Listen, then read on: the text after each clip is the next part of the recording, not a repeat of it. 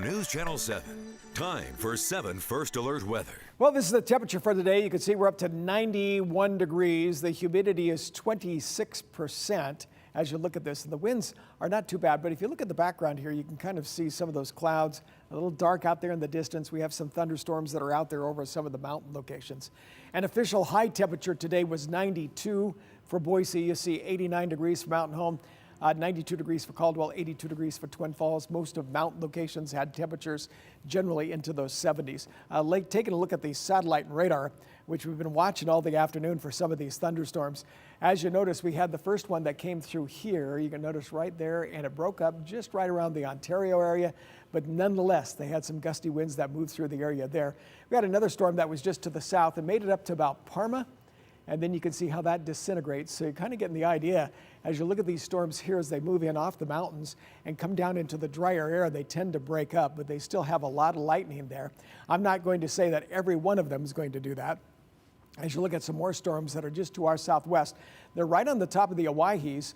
They're going to break up as they come in from the south, but we may see a little bit of a rain shower out of something like that, or even an isolated thunderstorm is still possible as we look at this evening continuing on, since we still have a couple of hours of daylight left that can fuel these storms.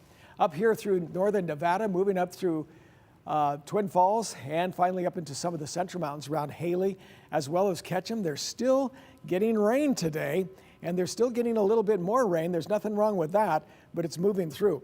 I've had questions too on Facebook around McCall as well as Cascade. There's a thunderstorm that did develop just to your west.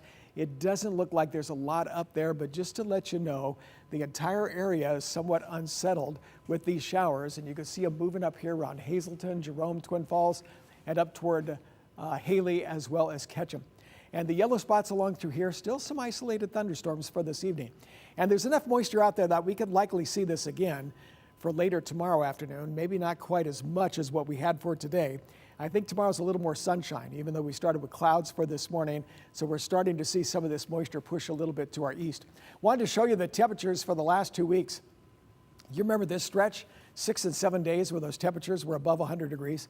Well, this has been about the last 8 days. You can see that it's breaking here. We've had temperatures up and down, still 90, still hot. We did have the 104, but as you notice, they're starting to be a little bit more up and down. So tomorrow, temperatures are going to be somewhere around 90 degrees for the Magic Valley. Your central mountains will have high temperatures, mainly in the mid-80s. Western mountains, same thing, possibly as high as 87 degrees for Cascade.